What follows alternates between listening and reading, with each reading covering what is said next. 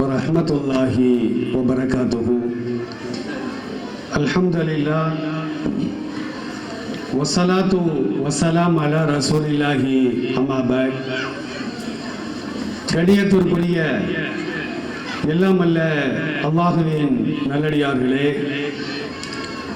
பாசத்திற்குரிய இஸ்லாமிய பெரியோர்களே, தாய்மார்களே,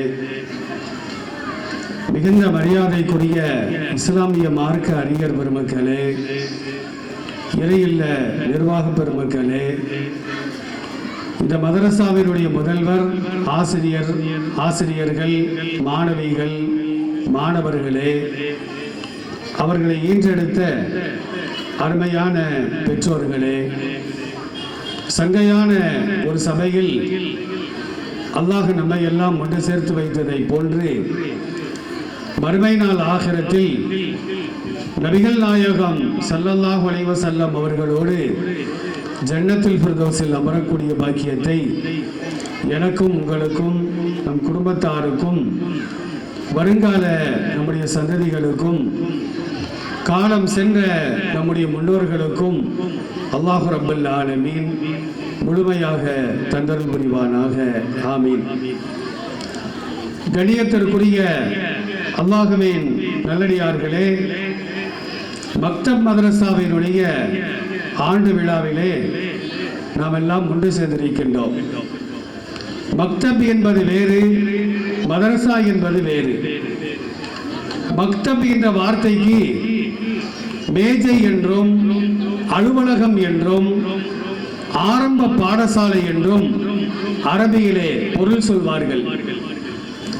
இடத்திற்கு தகுந்தவாறு மக்தப் என்பதற்கு பல்வேறு கருத்துக்கள், பொருள்கள் கொடுக்கப்பட்டாலும் கூட நாம் பேசுகின்ற இந்த மேடையிலே மக்தப் என்று சொன்னால் பாடசாலை என்பது அதனுடைய பொருளாகும்.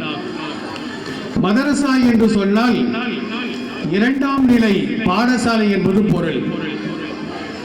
ஒரு காலகட்டத்தில் சென்னை மாகாணத்திற்கு மதரசா பட்டினம் என்று சொல்வார்கள். இந்தியாவிலேயே முதலாக மதரசாக்கள் உருவாக்கப்பட்ட இடம் சென்னை பட்டினம். காலப்போக்கில் மதரசா பட்டினம் என்பது மெட்ராஸ் என்றும் சென்னை என்றும் அது மாறி இருக்கின்றது. சென்னையில் நடைபெற்ற அந்த மதரசாவிலே காலையிலும் மாலையிலும் மார்க்க கல்வியும் உலக கல்வியும் அங்கே கற்றுக் கொடுக்கப்படும். முஸ்லிம்கள் மாத்திரமல்ல, சகோதர சமுதாயத்தை சார்ந்தவர்களும் அந்த மதரசாவிலே உலக கல்வியோடு மார்க்க கல்வியும் கற்றுக்கொள்வார்கள். காலப்போக்கில் மதரசாக்களும் பள்ளிக்கூடங்களும் தனித்தனியாக பிரிக்கப்பட்ட காரணத்தினால் சகோதர சமுதாயத்தவர்கள் இந்த மார்க்கத்தை விட்டும் தூரமாக்கப்பட்டிருக்கிறார்கள் என்பதை இன்றைக்கு நாம் நிதர்சனமாக கண்கூடாக பார்த்து வருகின்றோம். மதரசாக்களிலே எனக்கு முன்னால் ஆண்டறிக்கை வாசித்த அருமை சகோதரர் அப்துல் அசீஸ் ஹதரத் அவர்கள் இந்த மதரசாவிலே குர்ஆன் கற்றுக் கொடுக்கப்படுகிறது, தப்சீர், ஹதீஸ், ஃபிக்ஹ் போன்ற எல்லா கலைகளும் கற்றுக் கொடுக்கப்படுகிறது என்று மிக தெளிவாக சொல்லி காட்டினார்கள். மக்தப் மதரசாவில் தான் ஈமானுடைய 7 அம்சங்களை கற்றுக் கொடுக்கிறார்கள். நாம் எல்லாம் சிறு குழந்தையாக இருக்கின்ற பொழுது மக்தப் மதரசாவிலே நாம் எல்லாம் படித்திருப்போம். ஆமன்து பில்லாஹி வ மலாயிகத்திஹி வ குதுபிஹி வ ருசுலிஹி வல் யௌமில் ஆகிரி வல் கத்ரி கைரிஹி வ ஷர்ரிஹி மினல்லாஹி தஆலா வல் பஅஸி பஅதல் மௌத். 7 அம்சங்களை இந்த மதரசாவில் தான் கற்றுக் கொடுக்கிறார்கள். அது மாத்திரமல்ல, நாம் படைக்கப்பட்ட நோக்கம் என்ன, அதையும் மதரசாக்கள் தான் கற்றுக் கொடுக்கிறார். பள்ளிக்கூடங்களிலே அவைகள் கற்றுக் கொடுக்கப்படுவது இல்லை. அல்லாஹ் ரப்பல் ஆலமீன் உலக புதுமறையாம் அல் குர்ஆனில் 51வது அத்தியாயத்தில் 56வது வசனத்திலே மனிதன் படைக்கப்பட்ட நோக்கத்தை மிக தெளிவாக சொல்லி காட்டுகின்றார். உலகத்தில் எத்தனையோ மத நூல்கள் இருந்தாலும் கூட எந்த மத நூல்களிலும் கடவுள் ஏன் உன்னை படைத்தார், எந்த நோக்கத்திற்காக உன்னை படைத்தார், அதற்குண்டான ஜவாபை பதிலை நாம் தேடி பார்த்தால் நிச்சயமாக இருக்காது. ஆனால் அல் குர்ஆனை நாம் திறந்து பார்க்கின்ற பொழுது மனித சமுதாயத்திற்கு ஏற்படுகின்ற அனைத்து வினாக்களுக்கும் சந்தேகங்களுக்கும் அல் குர்ஆனிலே அல்லாஹ் ரப்பல் ஆலமீன் மிக தெளிவாக பதிலை சொல்லி வைத்திருக்கின்றார். அல்லாஹ் கூறுகின்றான் பாருங்கள், வமா கலக்துல் ஜின்ன வல் இன்ஸ இல்லா லியஅபுதூன், என்னை வணங்குவதற்காகத்தான் மனிதனையும் ஜின் கூட்டத்தாரையும் நான் படைத்தேன் என்று அந்த வசனத்திலே அல்லாஹ் சொல்லி காட்டுகின்றான்.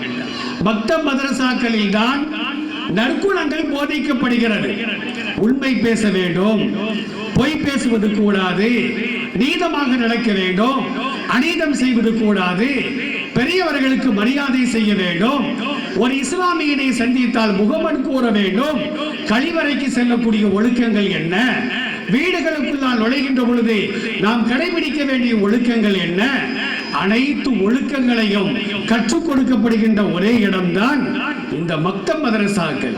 பள்ளிக்கூடங்கள்ல கழிவறைக்கு செல்லக்கூடிய ஒழுக்கங்கள் கற்றுக் கொடுக்கப்படுகிறதா?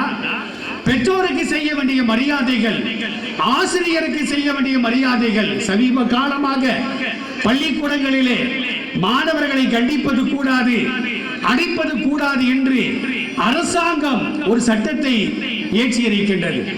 அதன் காரணமாக ஒரு காலகட்டத்தில் நாமெல்லாம் அடி வாங்கி படித்தோம். ஆனால் இன்றைக்கு மாணவர்களிடம் ஆசிரியர்கள் அடி வாங்கக்கூடிய ஒரு அவலமான சூழல் உருவாகி இருக்கின்றது. எந்த அளவிற்கு என்று சொன்னால், பொறியியல் கல்லூரிகள் படிக்கக்கூடிய மாணவர் தன்னுடைய கல்லூரிகளுடைய முதல்வர் காரை விட்டும் இறங்குகின்ற பொழுது அவரை கொலை செய்தார் 2-3 ஆண்டுகளுக்கு முன்னால். நம்முடைய பகுதியிலே நாம் அதை கண்கூடாக பார்த்து வருகின்றோம். அப்ப ஆசிரியர்கள் மாணவர்களை கண்டிக்க கூடாது என்று உலக கல்வி சொல்லுகிறது. ஆனால் மார்க்க கல்வி, நீ ஆசிரியருக்கு முன்னால் அடக்கம் ஒடுக்கமாக நீ அமர வேண்டும், ஆசிரியர் உன்னை கண்டித்தால் நீ அதை பொறுத்துக் கொள்ள வேண்டும் என்று சொல்லுகின்ற ஒரு கல்விதான் இந்த மார்க்க கல்வி என்பதை எண்ணி பார்க்க நாம் எல்லாம் கடமைப்பட்டிருக்கின்றோம். அபுல் ஹசன் அலி அன்-நத்வி மிகப்பெரிய ஒரு மார்க்க அறிஞர். அவர் சொல்லி காட்டுகின்றார், எந்த பகுதியில் மக்தப் மதரசாக்கள் முறையாக நடைபெறவில்லையோ அல்லது நடந்து அந்த பகுதியில் வாழக்கூடிய இஸ்லாமியர்கள் மக்தப் மதரசாவை முறையாக கையாளவில்லையோ அந்த பகுதியில் மதம் மாற்றங்கள், இஸ்லாத்தை விட்டு வெளியேறி செல்லக்கூடிய முர்த்தத் என்று சொல்லப்படுகின்ற அந்த மதம் மாற்றம் அதிகமாக நிகழும் என்று அபுல் ஹசன் அலி நத்வி அவர்கள் தெளிவாக சொல்லி காட்டுவார்கள். இன்றைய சமுதாயத்திலே கண்கூடாக நாம் பார்த்து வருகின்றோம். தமிழகத்தை பொறுத்த மட்டிலும் ஒவ்வொரு நாளும் இஸ்லாமிய சமூகத்தை சார்ந்த இளம் பெண்கள் சகோதர சமுதாயத்தவர்களோடு கரம் கோர்த்து ஈமானை விட்டுவிட்டு செல்லக்கூடிய ஒரு அவலமான சூழல். எந்த ஊரும் அதற்கு விதிவிலக்கு அல்ல, எந்த மாநிலமும் அதற்கு விதிவிலக்கு அல்ல. வனிதாக்கள் எல்லாம் வஹிதாக்களாக மாறி வரக்கூடிய இந்த காலகட்டத்தில் வஹிதாக்கள் வனிதாக்களாக மதம் மாறி செல்லக்கூடிய ஒரு அவலமான சூழ்நிலையை இன்றைக்கு நாம் தமிழகத்திலே கண்கூடாக பார்த்து வருகின்றோம். ஒவ்வொரு ஆண்டும் மாதத்திற்கு 3 மாதங்களுக்கு ஒரு முறை தமிழக அரசு பெயர் மாற்றம் கெஜெட்டை அறிவிக்கின்றது. அதை நாம் எடுத்து பார்த்தால் சகோதர சமுதாயத்தவர்கள் இஸ்லாத்திற்கு வருவதை போன்று இஸ்லாமிய சமூகம் இஸ்லாத்தை விட்டு வெளியேறி சென்று பெயர் மாற்றம் செய்யக்கூடிய ஒரு காட்சியை நாம் கண்கூடாக பார்த்து வருகின்றோம். அல்லாஹ் ரப்பல் ஆலமீன் உலக புதமறியாம் அல் குர்ஆன்ல 2வது அத்தியாயத்தில் 217வது வசனத்திலே சொல்லி காட்டுகின்றான், ஒமை எர்த்ததிது மின்கும் அன் தீனிகி, ஒரு இஸ்லாமியன் அவன் இஸ்லாத்தை விட்டுவிட்டு ஈமானை விட்டுவிட்டு அவன் காஃபிராக மாற்று சமுதாயத்தை சார்ந்தவனாக அவன் மாறுவானே ஆனால் அதே நிலையிலே அவன் மரணித்து விட்டால் ஹபிதத் அஅமாலுஹும் ஃபித் துன்யா வல் ஆகிரா, உலகிலும் மறுவுலகிலும் அவன் செய்த எல்லா நரங்களும் நல்லறங்களும் பாழாகிவிடும். உலாயிக அஸ்ஹாபுன் நாரி ஹும் ஃபீஹா காலிதூன், அவன் நரகத்திற்கு செல்லக்கூடியவன் என்பதாக அல்லாஹ் ரப்பல் ஆலமீன் அந்த வசனத்தின் மூலமாக தெளிவுபடுத்தி காட்டுகின்றார். அருமையானவர்களே, இன்னும் சில வசனங்களை நாம் திறந்து பார்க்க கடமைப்பட்டிருக்கின்றோம். உலக கல்வி இல்லை என்று சொன்னால் உலகத்தில் மட்டும்தான் நஷ்டம். ஆனால் மார்க்க கல்வி இல்லை என்று சொன்னால் தாய்மார்கள் உள்ளத்தில் ஆழமாக பதிய வைத்துக் கொள்ள வேண்டும். மார்க்க கல்வி இல்லை என்று சொன்னால் உலகத்திலும் நஷ்டம், மறுமையிலும் நஷ்டம். உலக நஷ்டத்தை கூட நாம் பொறுத்துக் கொள்ளலாம், இது முடிவுள்ள ஒரு வாழ்க்கை. ஆனால் ஆகிரத்தை பொறுத்த மட்டிலும் அதற்கு முடிவே கிடையாது. முடிவில்லாத வாழ்க்கையிலும் நஷ்டத்தை நாம் சந்தித்தால் நம்மை காப்பாற்றக்கூடியவர்கள், நமக்கு உதவி செய்யக்கூடியவர்கள் யாரும் இருக்க மாட்டார்கள் என்று அல்லாஹ் ரப்பல் ஆலமீன் அல் குர்ஆனிலே மிக தெளிவாக சொல்லி காட்டுகின்றார். அருமையான தாய்மார்களே, மக்தப் மதரசாக்களிலே என்ன போதிக்கப்படுகிறது? இஸ்லாமிய சமூகம் சரியாக விளங்கவில்லை. சமத்துவத்தை போதிக்கப்படுகிறது. சமத்துவமான மார்க்கம் இஸ்லாம் மட்டும்தான். இஸ்லாம் அல்லாத வேற எந்த மதங்களை நாம் எடுத்துக்கொண்டாலும் கூட 1008 ஜாதிகளால் அவர்கள் பிரியக்கூடிய ஒரு அவலமான சூழல் இன்றைக்கு உருவாகி இருக்கின்றது. அவர்களின் மத நூல்களே அதை ஆமோதிக்கக்கூடிய ஒரு காட்சியை நாம் பார்க்கின்றோம். உதாரணத்திற்கு சொல்வதாக இருந்தால் மனு சாஸ்திரம் ஹிந்து சமுதாயத்தவர்களின் வேத நூல், அது அத்தியாயம் 1 ஸ்லோகம் 31 என்ன சொல்றாங்க அப்படின்னா, பிரம்மா என்பவர் படைப்பு கடவுள். பிரம்மா என்பவர் தான் படைப்பு கடவுள். பிரம்மாவுடைய தலையிலிருந்து படைக்கப்பட்டவர்கள் பார்ப்பனர்கள், பிரம்மாவுடைய தோளிலிருந்து படைக்கப்பட்டவர்கள் சத்திரியர்கள், பிரம்மாவுடைய தொடையிலிருந்து படைக்கப்பட்டவர்கள் வைசியர்கள், பிரம்மாவுடைய பாதத்திலிருந்து படைக்கப்பட்டவர்கள் தான் தீண்டத்தகாத அந்த சூத்திரர்கள் என்பதாக அவர்களின் வேத நூலை சொல்லி காட்டுகின்றது. ஆனால் அல்லாஹ் என்ன சொல்லுகின்றான்? மனிதன் எவனாக இருந்தாலும் கூட அவன் மூமினாக இருக்கட்டும், இறை மறுப்பாளனாக இருக்கட்டும், இணை வைக்கக்கூடியவனாக இருக்கட்டும், கடவுளே கிடையாது என்று சொல்லுகின்ற நாத்திகனாக இருக்கட்டும், எல்லோருமே களிமண்ணால் படைக்கப்பட்டவர்கள். ஆதம் அலைஹிஸ்ஸலாம் களிமண்ணால் படைக்கப்பட்டார். அவருக்கு பின்னால் உள்ள எல்லா மனிதர்களும் சாதாரணமான ஒரு வித்து துணையின் மூலமாக படைக்கப்பட்டவர்கள். இவர்களுக்கு மத்தியிலே ஏற்றத்தாழ்வு என்பது கிடையாது என்ற சமத்துவத்தை போதிக்கின்ற ஒரே மார்க்கம் இஸ்லாமிய மார்க்கம். நபிகள் நாயகம் ஸல்லல்லாஹு அலைஹி வஸல்லம் அவர்கள் தெளிவாக சொல்வார்கள், ரசூலுல்லாஹ்வுடைய கடைசி காலம் யௌமன் நஹர், அதாவது குர்பானை கொடுக்கின்ற அந்த நாளையிலே லட்சக்கணக்கான சஹாபிகளை வைத்துக் கொண்டு பெருமானார் ஸல்லல்லாஹு அலைஹி வஸல்லம் சொன்னார்கள். என்ன சொன்னாங்க தெரியுமா? இது எந்த நாள் என்று கேட்டார்கள். சஹாபாக்கள் தெரிந்தும் கூட பதில் சொல்லாமல் அமைதியாக இருக்கிறார்கள். இது எந்த இடம் தெரியும், ஆனால் பதில் சொல்லவில்லை. இது எந்த மாதம் சஹாபாக்களுக்கு தெரியும், ஆனால் சஹாபாக்கள் பதில் கூறல. ஏன்னா ரசூலுல்லாஹ்வுக்கு புதிதாக ஏதாவது பெயர் சூட்டுவார்களோ என்று அமைதியாக இருந்து விட்டார்கள். கடைசில ரசூலுல்லாஹ் சொன்னாங்க, ஹாதா யௌமன் நஹர், இது குர்பானை கொடுக்கின்ற நாள். ஹாதா ஷஹ்ருன் தில் ஹஜ்ஜா, இது தில் ஹஜ்ஜாவுடைய மாதம். ஹாதா அல் பலதுல் ஹராம், இது கண்ணியமான ஒரு பூமி என்று பெருமானார் சொல்லிவிட்டு, இவைகள் எல்லாம் கண்ணியமாக இருப்பதை போன்றுதான் இன்ன திமாஅக்கும் வ அம்வாலக்கும் வ அஅலாலக்கும் ஹராமுன் அலைக்கும், உங்களின் இரத்தம், உங்களின் பொருளாதாரம், உங்களுடைய மான மரியாதை, இவைகள் அனைத்தும் உங்கள் மீது ஹராமாக இருக்கிறது, உங்கள் மீது கண்ணியமாக இருக்கிறது. நீங்கள் அடுத்தவருடைய உயிரை பறிப்பது கூடாது, அடுத்தவருடைய சொத்தை ஆட்டை கொடுப்பது கூடாது, அடுத்தவனை பற்றி புறம் பேசியோ குறை கூறியோ அவன் மீது அவதூறுகளை சுமத்தியோ அவனுடைய மான மரியாதையை பறிப்பது கூடாது. ஒருவருடைய மான மரியாதை, ஒருவருடைய உயிர், ஒருவருடைய பொருளாதாரம் அது கண்ணியமானது என்பதாக நபிகள் நாயகம் ஸல்லல்லாஹு அலைஹி வஸல்லம் அந்த நேரத்திலே சொல்லி காட்டுகின்றார்கள். அருமையானவர்களே, இதையெல்லாம் சொல்லிட்டு ரசூலுல்லாஹ் சொல்றாங்க, நீ பல்யத ஷாஹிது மின்குமல் காயிப, இங்கே வந்திருப்பவர்கள் வராதவர்களுக்கு நீங்கள் எடுத்து சொல்லுங்கள். ரசூலுல்லாஹ் சொல்றாங்க. இந்த நாமளும் சொல்றோம். அந்த கூட்டத்துக்கு நாம வாரமா கல்வி சம்பந்தமாக, வணக்கம் சம்பந்தமாக கூறப்பட்ட செய்திகளை எல்லாம் உள்வாங்கிக் கொண்டு வராதவர்களுக்கு நாம் எடுத்து சொல்ல வேண்டும். நபிகள் நாயகம் ஸல்லல்லாஹு அலைஹி வஸல்லம் இப்படி சமத்துவத்தை போதித்தார்கள் என்பதை நாம் குர்ஆன் ஹதீஸின் மூலமாக பார்த்து வருகின்றோம். அருமையானவர்களே, அருமையான தாய்மார்களே, இந்த போதனை தான் மக்தப் மதரசாக்களிலே பிஞ்சு உள்ளங்களிலே ஊட்டப்படுகிறது. இன்னைக்கு பள்ளிக்கூடங்கள்ல காவிகள் அவர்கள் அந்த பள்ளிக்கூடங்களிலே சின்னஞ்சிறிய இளம் பிஞ்சுகளுக்கு என்ன சொல்றாங்க?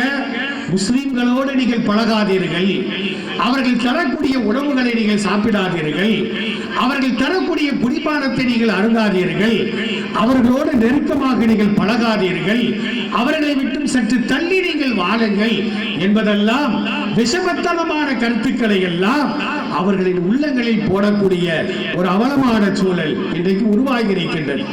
ஆனால் நபிகள் நாயகம் ஸல்லல்லாஹு அலைஹி வஸல்லம் அவர்கள் என்ன சொன்னாங்க? முஸ்லிம்ல 3529வது ஹதீஸாக பதிவு செய்யப்படுகிறது.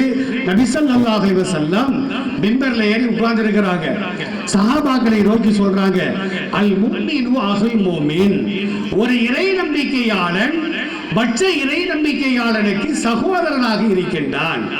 உலகத்தில் எத்தனை மூமின்கள் வாழ்ந்து கொண்டிருக்கின்றோம். உலகத்தில் வாழக்கூடிய மூமின்கள் யாராக இருந்தாலும் கூட, மேலப்பாளையத்தில் வாழக்கூடிய மூமினோ, அமெரிக்காவில் வாழக்கூடிய மூமினோ சகோதரன் என்று சொன்னார்கள். ஆனால் இந்த சகோதரத்துவம் இஸ்லாத்தை தவிர வேறு எந்த மதங்களிலும் காணவே முடியாது.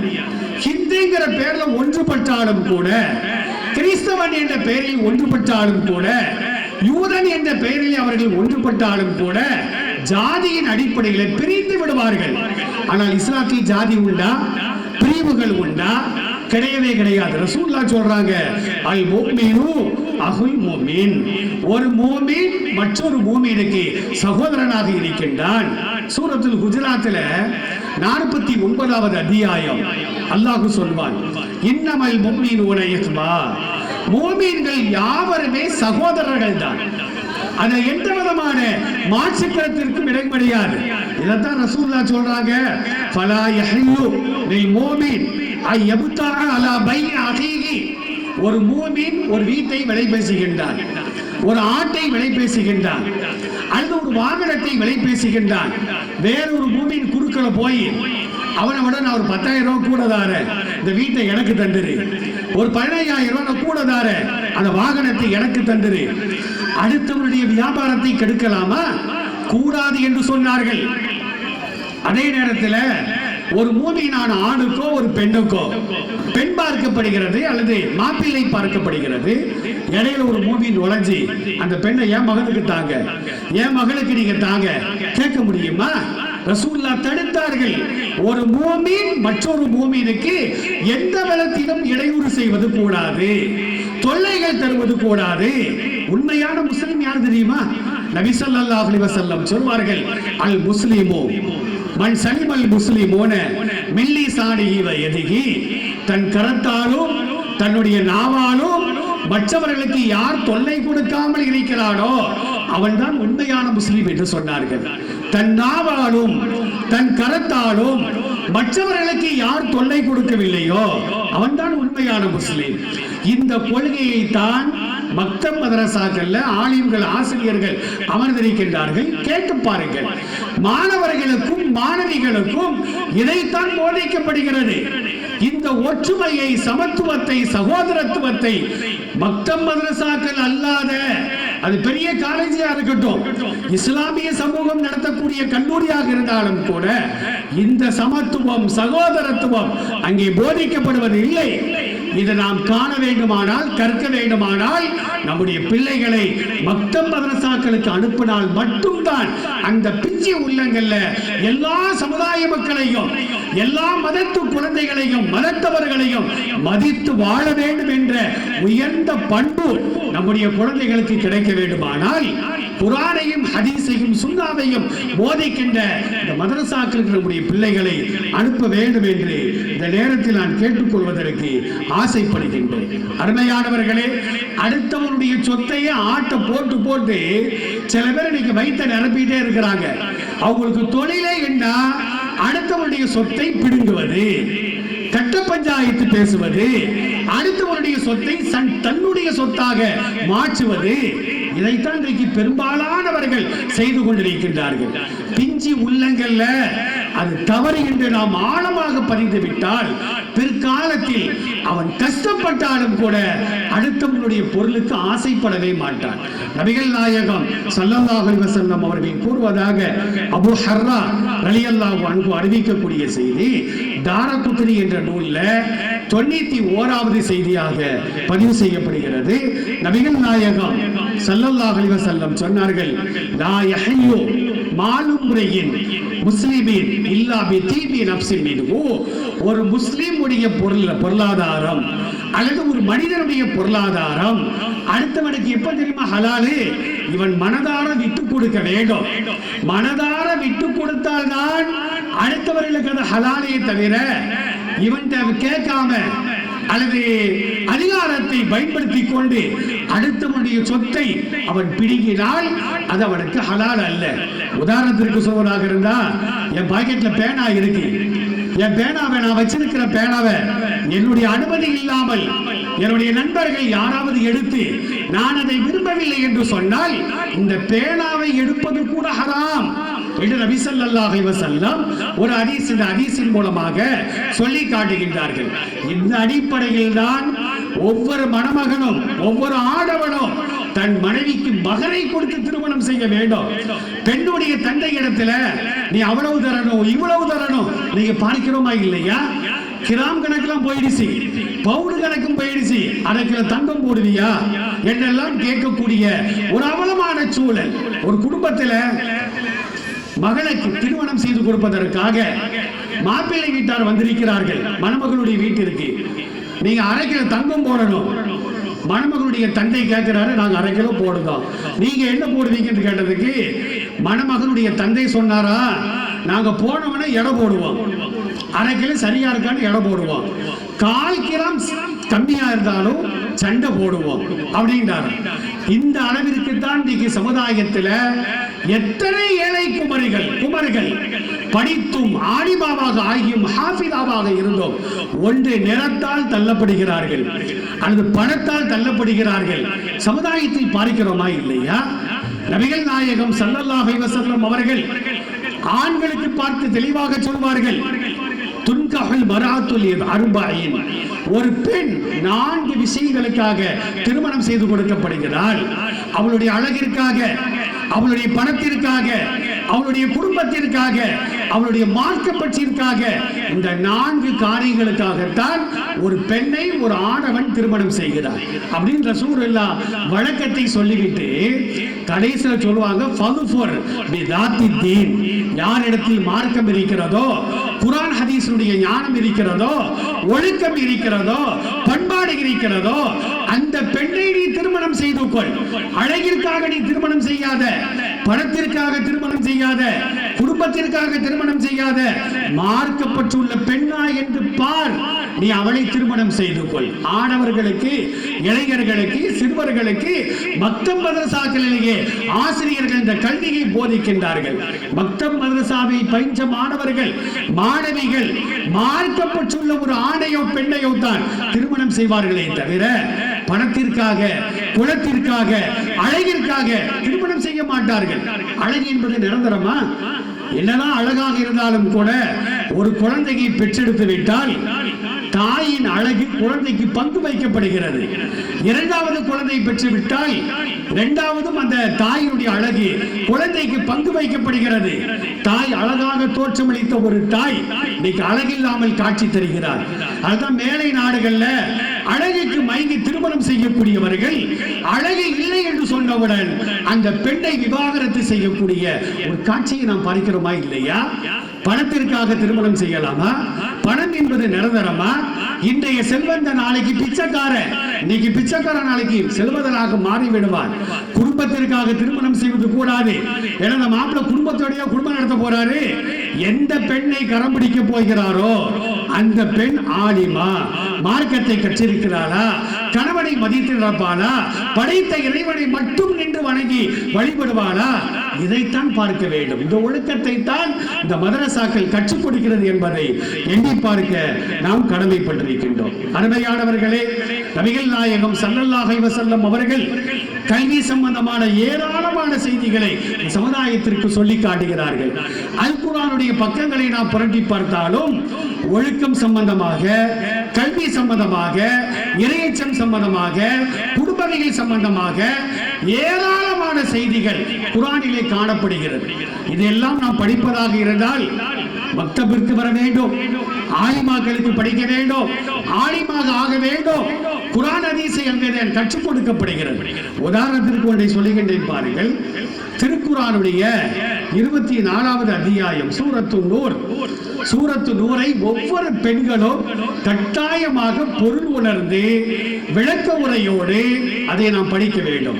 இப்ப நான் ஆசிரியராக பணியாற்றக்கூடிய எங்களுடைய மதரசா தாருல் ஹுதால சூரத்து நிசாவை நாங்கள் நடத்துவோம், சூரத்து நூரை நாங்கள் நடத்துவோம், சூரத்து தஹ்ரீம், இதெல்லாம் பெண்கள் சம்பந்தமான சட்டங்கள், விவாகரத்து சட்டங்கள், மாதவிடாய் சட்டங்கள், அதே நேரத்தில் வாரிசுமை சட்டங்கள், ஒழுக்கமான சட்டங்கள் எல்லாமே அல்லாஹ் அந்த சூறாக்களிலே பதிவு செய்து வைத்திருக்கின்றார். சூரத்து நூர்ல 27, 28 இந்த 2 வசனங்களை நாம் பார்ப்பதற்கு கடமைப்பட்டிருக்கின்றோம். எதற்காக என்று சொன்னால் இத்தனை செய்திகளும் குர்ஆன்ல இருக்கு. நாம குர்ஆனை விட்டு தூரமா வாழ்ந்துகிட்டு இருக்கிறோம். சும்மா எப்ப பார்த்தாலும் யாசீனை மட்டும்தான் ஓதுறது.